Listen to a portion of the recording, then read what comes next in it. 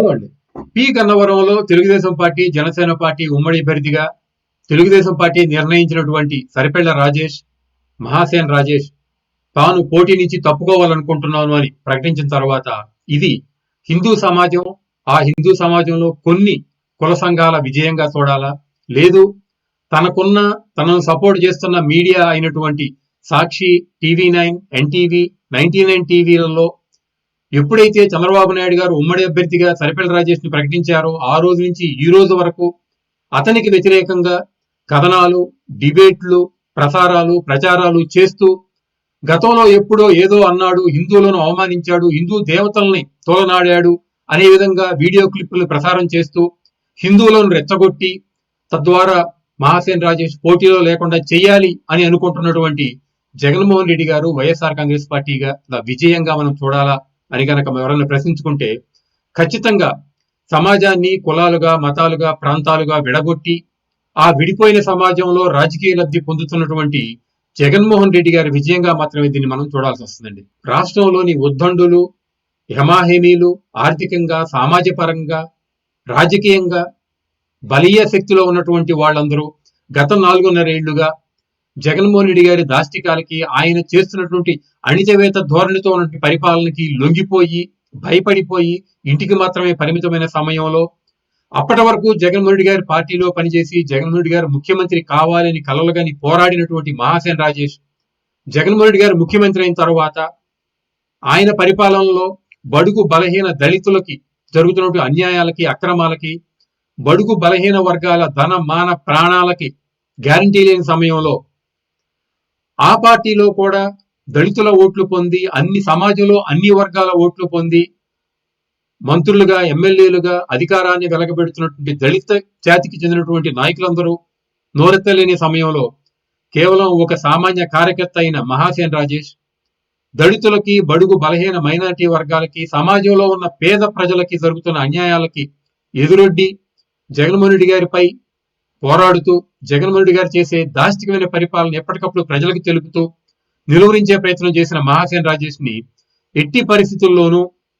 అసెంబ్లీకి పోటీ చేయకూడదు. ఒకవేళ ఆయన అసెంబ్లీకి పోటీ చేస్తే గనక తనకున్న పోరాట పటిమితో ఖచ్చితంగా అసెంబ్లీకి వస్తాడు, ఇది జరగకూడదు ఎట్టి పరిస్థితుల్లో అని జగన్మోహన్ రెడ్డి గారు పట్టుబట్టడం వల్లనే తనకున్న మీడియా చేసిన ప్రచారం యొక్క ట్రాప్ లో పడి హిందూ సమాజంలోని కొన్ని కులాలకు చెందినటువంటి నాయకులు, అదేవిధంగా వైఎస్ఆర్ కాంగ్రెస్ పార్టీలో ఉన్న హిందూ ముసుగులో ఉన్నటువంటి కొంతమంది చేస్తున్నటువంటి ఈ విపరీతమైన ప్రచారం వల్లనే మనస్తాపానికి గురి చెందినటువంటి సరిపెళ్ల రాజేష్ ఈ రోజు ఈ డెసిషన్ తీసుకోవడానికి కారణమయ్యాడు అని మాత్రం గుర్తుపెట్టుకోవాలండి. అయితే ఒకవేళ నిజంగా మహాసేన్ రాజేష్ గనక ఈ డెసిషన్ తీసుకుని ఎన్నికల నుంచి తప్పుకుంటే గనక పేద ప్రజల, బడుగు బలహీన వర్గాల ప్రజల తరపున పోరాడే యోధుడు, వాళ్ళ తరపున పోరాడటానికి ముందుకు వచ్చేటువంటి నాయకుడిని మాత్రం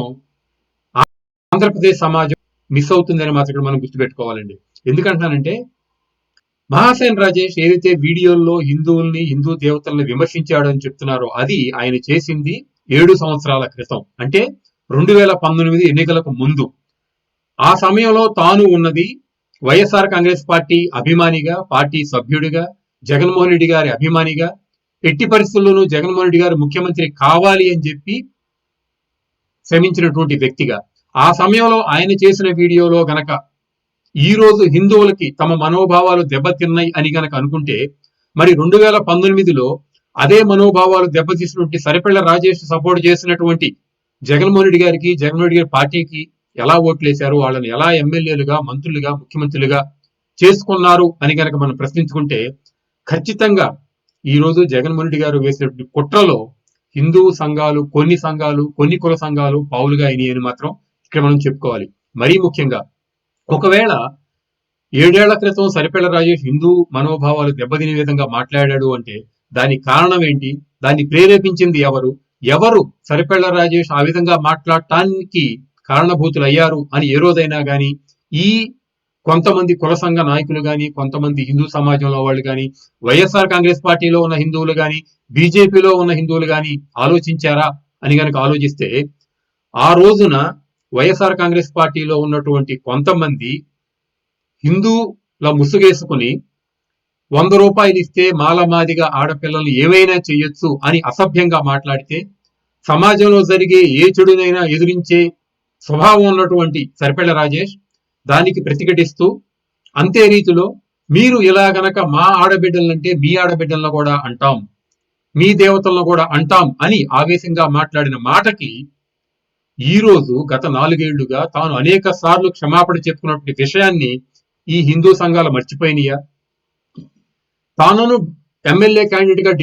డిక్లేర్ చేసిన తర్వాత మీడియా వచ్చిన కథనాల పట్ల కూడా స్పందిస్తూ ఆ రోజు నేను ఆవేశపూరితంగా ఈ సందర్భాల్లో అనాల్సి వచ్చింది, నన్ను ట్రాప్ చేశారు, దానికి ఈ రోజు నేను చింతిస్తున్నాను, నేను బాధపడుతున్నాను, విచారం వ్యక్తం చేస్తున్నాను చెప్పిన తర్వాత కూడా అవేవి మేము పట్టించుకోము, నువ్వు ఆ రోజు అన్నావు కాబట్టి ఈ రోజు పోటీ చేయడానికి వీల్లేదు, అలా పోటీ చేస్తే కనుక చంద్రబాబు నాయుడు గారి ఇల్లు ముట్టడిస్తాం, టీడీపీ కార్యాలయాన్ని ముట్టడిస్తాం, అసలు టీడీపీకే ఓటేయము అని అంటున్నారంటే నిజంగా ఈ హిందూ కుల సంఘాలు కానీ హిందూ సమాజంలో ఉన్నటువంటి కొంతమంది హిందూ పెద్దలు కానీ హిందూ ధర్మం పట్ల నిజాయితీతో ఉన్నారా? ఎవరైనా కానీ అది వాడు పేదవాడైనా ధనికుడైనా రాజకీయవేత్త అయినా కానీ హిందువుల పట్ల ఏమాత్రం అసభ్యంగా అవమానకరంగా ప్రవర్తిస్తే ఇలాంటి ప్రతిఘటన ఉంటుందా అని కనుక ఆలోచిస్తే ఖచ్చితంగా ఈ కొంతమంది హిందూ సమాజంలో ఉన్న నాయకులకు మాత్రం కొన్ని కుల వర్గాలకు మాత్రం అది లేదు,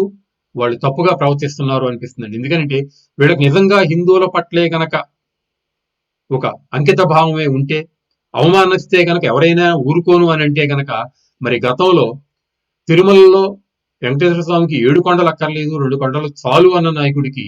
ఆయన ఎమ్మెల్యే చేసుకుని ముఖ్యమంత్రులు చేసుకున్నారు కదా.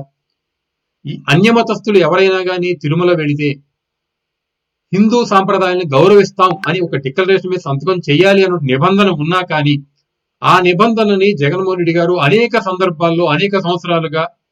తొంగలో తొక్కుతూ వస్తున్నా గాని ఒక్క హిందూ ధార్మిక సంస్థ గాని హిందూ నాయకుడు గాని మాట్లాడకుండా నోరు మూసుకుని ఉన్నారు అంటే కేవలం బలవంతుడు కాబట్టి జగన్మోహన్ రెడ్డి గారు ఎన్ని అఘాయిత్యాలు హిందూ సమాజం పట్ల చేసినా గాని ఆయన్ని మనమేమీ అనకూడదు. కేవలం దళితుడు సామాన్యుడు పేదవాడు కాబట్టే సరిపెళ్ల రాజేష్ ను మాత్రం మనం ఎట్టి పరిస్థితుల్లోనూ ఊరుకోము. అతని మీద మనం ఎంత తీవ్రంగా పోరాడినా గాని అతను మన పీకేదేమీ లేదు. అదే గనక జగన్మోహన్ రెడ్డి లాంటి వాళ్ళనైతే గనక మనం ఏమన్నా అంటే గనక ఆయన ఊరుకోడు, కేసులు పెడతాడు, భయపెడతాడు, హింసిస్తాడు, చంపేస్తాడు అనే భయంతో మాత్రమే ఈ హిందూ సమాజం కొట్టుమిట్టాడుతుందా? ఇలాంటి ద్వంద్వ వైఖరి హిందూ సమాజానికి అవసరమా? ఎందుకంటే ఎప్పుడో 7 ఏళ్ల క్రితం చేసిన తప్పుకి 7 ఏళ్ల నుంచి పట్టించుకొని హిందూ సమాజం ఈ రోజునే మేల్కొని